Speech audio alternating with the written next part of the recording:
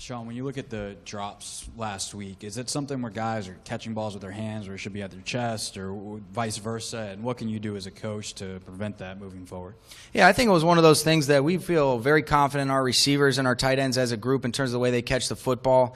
It was one of those days where, for whatever reason, we weren't doing that. And, you always want to work hand-eye coordination, those types of drills with guys. But I think that was kind of an outlier, and I don't think that's going to be a trend that we'll see moving forward. So hopefully that's a thing of the past. Is the frustration same, different, whatever, when that's happening versus the scheme not getting guys open? How does that affect you as a coach?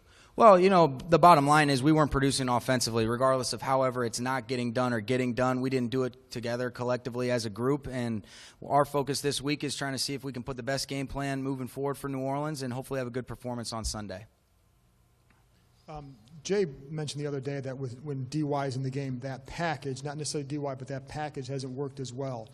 Why do you feel that is the case? I wouldn't say the package hasn't worked as well. It's more that some of the defensive structures that you get when you play in that personnel grouping aren't necessarily conducive for some of the things that we want to be able to do out of that group. So each kind of week you look at how a certain defense plays, 21 personnel where you've got two backs and a tight end and then two receivers in. But we have certain things that we like to focus on in that personnel grouping, and certain defenses give you those looks and some don't.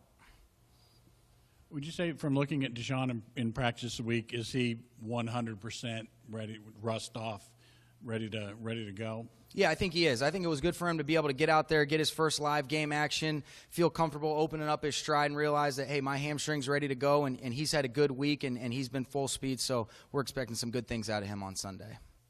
We kind of found out after the fact last week that Chris Thompson wasn't fully available as he was coming back from the injury. Where is he at this week, and do you anticipate him being a much bigger part of the game plan? Well, I think it depends on how the game plays out, but he is always going to be a very important part of what we do game plan-wise. He brings a special element in the pass game, but I think he does do some different things in the run game that when he is healthy gives us a different dynamic that maybe Matt or Alfred don't possess.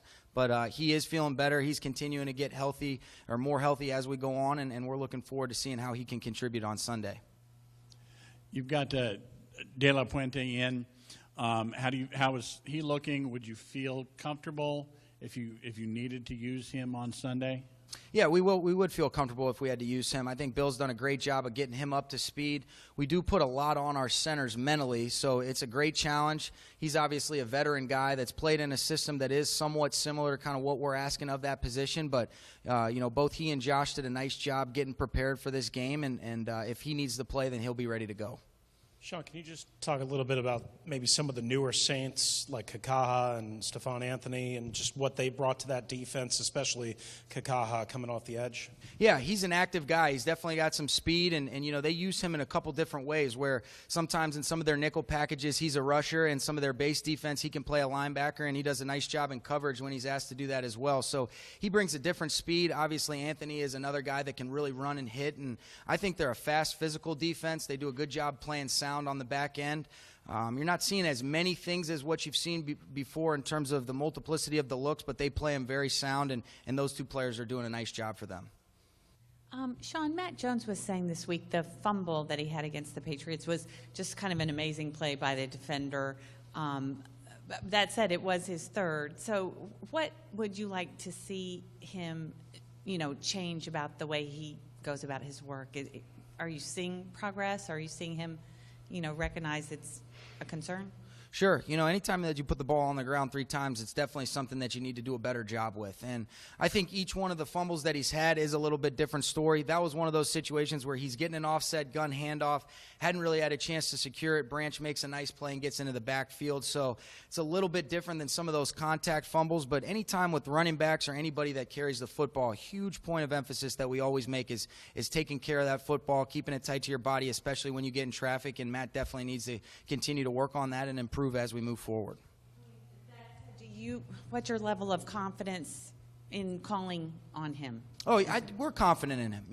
I'm not at all. The confidence in him isn't shaken. Certainly you want to see better results, but I think, as he's working through some of the things that do occur as a rookie, what you'll end up seeing, you just stay patient with him. He's a real conscientious guy that works hard to try to get those things fixed, and Coach Jordan does an excellent job emphasizing those, and hopefully we'll start to see that in games. Brandon Browner's been basically a walking human penalty flag so far this year. Is there anything you can do as a coach, scheme-wise, to attack him and try to induce that versus, a guy who gives up big plays or however it is, like a guy who is has picked up so many penalties? How do you attack that? Well, whatever play that you're calling, you just want to make sure that the quarterback progresses accordingly, whatever coverages that is. And, he's a guy that wants to play physical at the line of scrimmage, get hands-on guys, and he has been penalized for that. But they've got a very aggressive secondary. They want to get their hands on. They play a lot of man coverage principles in some certain situations. And depending upon where those matchups are, we'll look to go after we'll look to see if we can get our guys going based on whatever concept that we're running. Sean, with D-Jack's healthier and presumably more involved in the game plan, how important is it to have balance, though, through the offense where your target distribution is spread out like it pretty much was last week and like you guys have tried to do more of this year? Yeah, I think you definitely want to be balanced. I think that's the thing that you feel fortunate as when you have as many players as we do that can win one-on-one individual matchups is that, hey, whatever this play or whatever the concept that's called, you just progress accordingly. Don't necessarily worry about having to force it to one guy or the other. I think a lot of our skill guys have shown that they can be that primary target and come through when called on. But, we always emphasize to the quarterback, you just play each play for its own entity, read out the concept, and wherever the coverage dictates the read, you just play it out, and we'll try to put those guys in certain spots. That being said, you certainly do want to get some of your dynamic playmakers some specific touches, whether it be through screens, some quick games, some of those where it's not necessarily pure progression plays, and Deshaun's definitely one of those guys. Okay. Thanks, guys.